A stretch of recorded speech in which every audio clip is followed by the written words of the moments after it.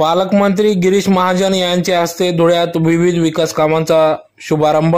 याबाबत वृत्त असे की आज दिनांक 28 जुलै 2024 रोजी सकाळी पालकमंत्री गिरीश महाजन यांच्या हस्ते 12 पत्थर, टावर बगीचा व श्री सिद्धेश्वर मंदिर या ठिकाणी विविध विकास कामांचा शुभारंभ करण्यात आला, ज्यात प्रामुख्याने सुरुवातीला धुळे शहरातील राजवाडे ते 12 पत्थर या रस्ता काँक्रिटीकरण कामाचा शुभारंभ पालकमंत्री गिरीश महाजन यांच्या हस्ते करण्यात आला। तसेच तदनंतर टावर बगीचा या ठिकाणी विविध विकास कामे करण्यात येत असून त्या ठिकाणी देखील पाहणी करण्यात आली।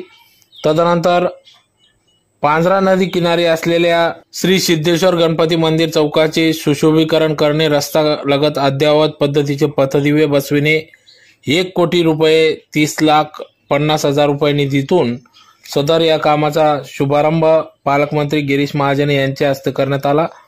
तर यावेळेस आमदार जयकुमार रावल, माजी खासदार डॉक्टर सुभाष भामरे, अनुप अग्रवाल, महानगर प्रमुख गजेंद्र आंबेडकर, शिवसेनेचे सतीश तात्या महाले, सभापती पंकज कदम, माजी सभापती महावीर सिंह रावल, कामाचे ठेकेदार कोतकर, जिल्हाधिकारी अभिनय गोयल, आयुक्त अमिता दगडे पाटील, ज्येष्ठ नेते हिरामनप्पा गवडी, गजानन कोतकर, ठेकेदार स्वप्नील कोतकर, माजी महापौर प्रदीप नाना करपे, माजी महापौर चंद्रकांत सोनार, गुड्डूभाऊ अहिरराव, आकाश परदेशी, बिकनप्पा वराडे, सुनील बैसाने, किरण कुलेवार, राकेश कुलेवार, बांधकाम विभाग अधिकारी जालटे साहेब, भगवान गवडी, परदेशी भैया आदी सर्वच पदाधिकारी यांच्या उपस्थितीत सदर या विविध विकास कामांचा शुभारंभ पालकमंत्री गिरीश महाजन यांच्या हस्ते करण्यात आला।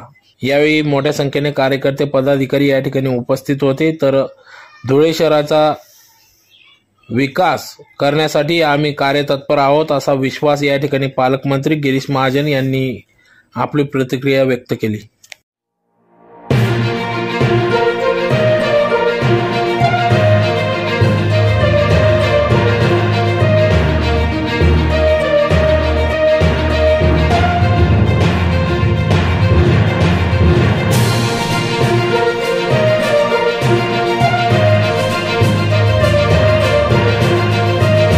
आज शॉपिंग ते 12 पत्थर असा हा सिमेंट काँक्रीटचा रस्ता, बऱ्याच दिवसापासून हा रस्ता अतिशय वाईट होता, खड्डे पडलेले होते आणि आज आपण हा काँक्रीटचा रस्ता पूर्ण या ठिकाणी जवळपास 7.5 रुपये खर्च होणार आहे। धुळे शहरामध्ये मला वाटतं की 250-300 कोटी रुपये काँक्रीटची कामं त्या ठिकाणी आता सुरू झालेले आहेत। जवळपास सगळेच निधी आपण मोजला तर 700-800 कोटी रुपयापर्यंत निधी आज धुळे शहरासाठी या ठिकाणी देण्यात आलेला आहे। करून धुळे शहराचा विकास होईल ते आहेत, गटारी एरिया आहेत, पाण्याची व्यवस्थापन केलेले आहेत, इलेक्ट्रिफिकेशन आहे, विद्युत आहेत, अथवा आपण नव्याने करतो जेणेकरून धुळेकरांना ज्या प्राथमिक गरजा आहेत, ज्या बेसिक त्यांची रिक्वायरमेंट आहे त्या या ठिकाणी दुरुस्त करण्याचा आमचा प्रयत्न आहे।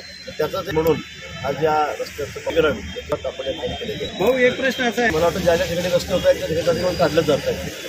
आपण अतिक्रमण पाडूनच रस्ते करतो, नियमाने जे मोजमाप असेल मोजमाप आपण धरून आणि त्या ठिकाणी काढलं जाईल, तेव्हा त्याचं काम होईल।